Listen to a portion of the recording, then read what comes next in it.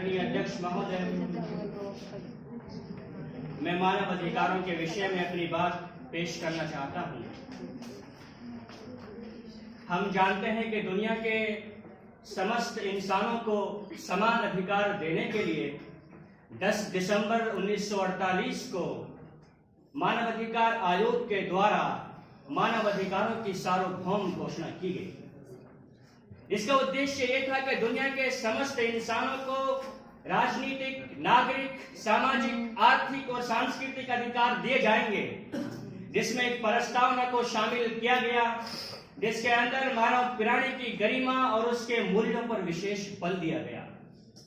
क्योंकि सदियों से मनुष्य जिस उत्पीड़न का, जिस अत्याचार का, जिस दंश को वो झेल रहे थे, उसको मद्देनजर रखते हुए मानव अधिकार आयोग ने अपनी प्रस्तावना मानव के प्राणी और उसकी गरिमा पर बहुत ज्यादा बल दिया। जहां तक राजनीतिक और नागरिक अधिकारों की बात है, उसके बारे में मानव अधिकार ये कहता है कि हर एक इंसान आजाद है, उसको गुलामी की जंजीरों में जकड़ा नहीं जा सकता। उसको इस बात की पूरी आजादी है कि वो अपनी जबान को कहीं पर भी भाषण दे सकता है, वो कहीं पर भी अपने विचार प्रकट कर सकता है।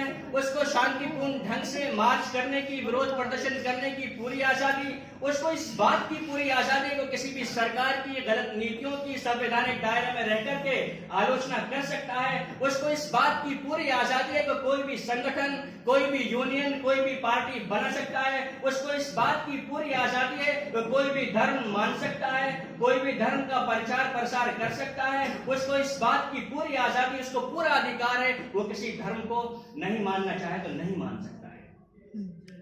जहां तक नागरिक और राजनीतिक अधिकारों की बात है, ठीक इसी प्रकार मानव अधिकार आयोग ने सांस्कृतिक और सामाजिक और आर्थिक अधिकारों का उल्लेख किया, जिसमें इस बात का जिक्र किया कि हर एक इंसान को जो इस दुनिया में रहता है उसको सामाजिक सुरक्षा का अधिकार प्राप्त होगा, उसको अवकाश का, विश्राम का अधिकार प्राप्त होगा, उसको इस बात का अधिकार प्राप्त होगा कि समान कार्य पर उसको समान वेतन मिलेगा, वो सांस्कृतिक कार्य में भाग ले सकता है, वो कलाओं से आनंदित हो सकता है।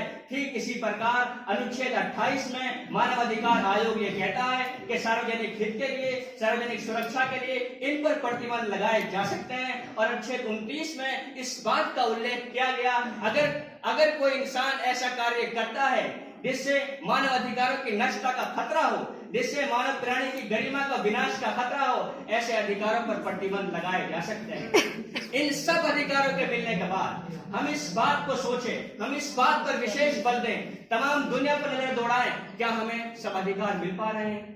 क्या बच्चों का शोषण नहीं हो रहा है? हम अपने मुल्क में देखें, अपने भारत में देखें, क्या बच्चे ऑक्सीजन की कमी के कारण मर नहीं रहे हैं? हम अपने मुल्क में इस बात को देखें, क्या महिलाओं का शोषण नहीं हो रहा है? क्या जो सबसे नीची जाति, सबसे पिछड़ी जाति है, उनका दमन नहीं हो रहा है? क्या दुनिया भर में, चाहे वो अमेरिका हो, चाहे वो अफ्रीका हो, काले और गोरे की जंग बर्पा नहीं है? क्या दुनिया भर में अमीर और गरीब की खाई नहीं है? क्या सबको समान अधिकार मिल रहे हैं? नहीं मिल रहे हैं।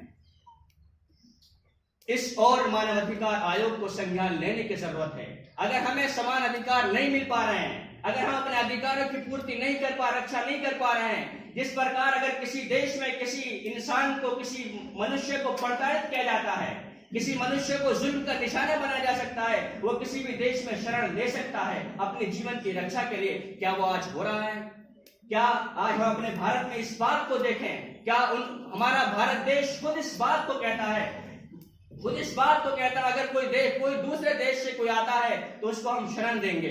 जिस तरह अरुणाचल, जिस तरह तिब्बत के लोगों को भारत में शरण दी, जिस तरह म्यांमार के लोगों को शरण दी, ठीक इसी प्रकार पूरी दुनिया में हर एक इंसान को शरण लेने का पूरा अधिकार है। इसी प्रकार किसी को भी प्रताड़ित नहीं किया जा सकता। और इस और संज्ञान लेने की मानव अधिकार आयोग को जरूरत है, अगर अपने अधिकारों की पूर्ति करना चाहते हैं। मैं अपनी इन्हीं बातों पर अपनी बात पे खत्म करता हूँ। शुक्रिया। जय।